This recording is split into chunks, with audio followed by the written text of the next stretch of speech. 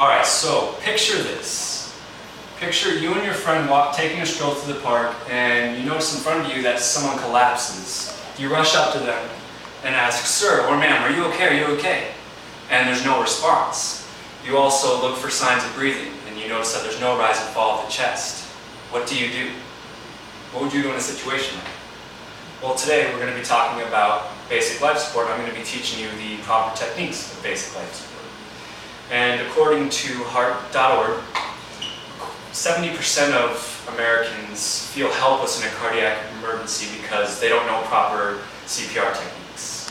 And this can get really close to home because that is where 88% of cardiac emergencies occur.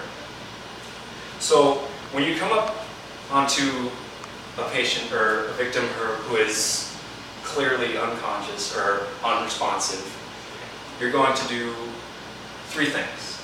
You're going to make sure the scene is safe. Okay? You don't want to become a victim yourself.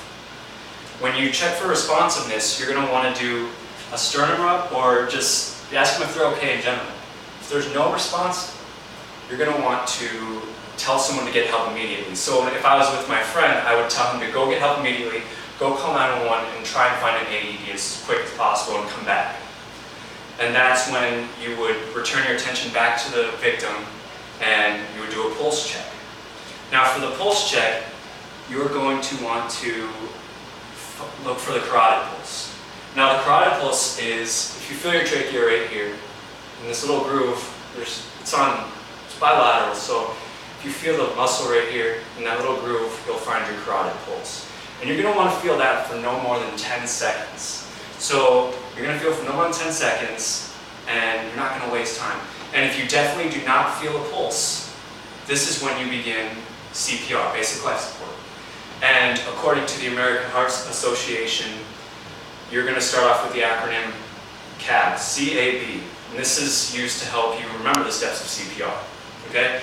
So the C in CAB stands for chest compressions. And when you do chest compressions, you want to keep in mind that for adults, the ratio is 30 to 2, 30 chest compressions to 2 breaths. And for children, it's the same, but if there's a 2 rescue or CPR, it's going to be 15 to 2. But we're just going to be talking about CPR on an adult. And according to Basic Life Support for Healthcare Providers, student manual, you are going to give chest compressions at a rate of 100 beats per minute. Okay?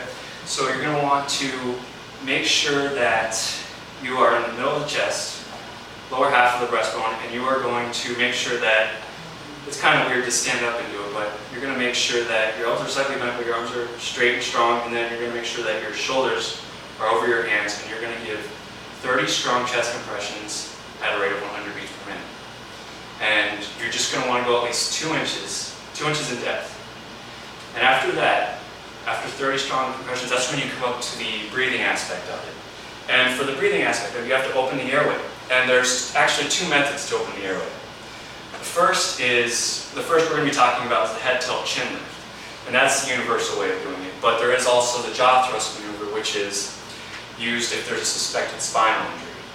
But we're going to be doing the head tilt chin lift, and that's just easy as that. You just like that, and then you give 2 full breaths and look for equal rise and fall of the chest, and then you immediately begin chest compressions again. Now, hopefully by this time, your friend comes back to the AED, and he alerted the paramedics or EMTs, and he comes over with the AED. And according to the American Heart Association, that you want to be properly informed of knowing how to use an AED, an automated external defibrillator. And so when you use it, it basically tells you everything you need to do. So you open it up, turn it on, all right? You find these pads, and they actually tell you where to place them on the victim. You want to make sure that their chest isn't wet because water is the conductor of electricity, and you place them on there in their specified locations. And you're going to want to make sure nobody's standing around you, okay? And you press the button, it analyzes if shock is advised. So you want to make sure nobody's touching because it could pick up their cardiac rhythm. And you wait, and if it says shock advised, that's when you make sure definitely nobody's around, and then you press the button and it'll shock the patient, you'll see them jerk, and that's when you know, it'll tell you that chest compressions are needed. and you'll immediately begin those chest compressions. They're at a ratio of 30 to 2. And you want to keep going until help arrives. And basic life support it could mean life or death in a cardiac emergency, and it could definitely hit close to home because that's where 88% of cardiac emergencies happen. So I think it would be beneficial for everybody to know proper CPR techniques, and because it could mean saving a life. And that's all I have for you today, so thank you very much.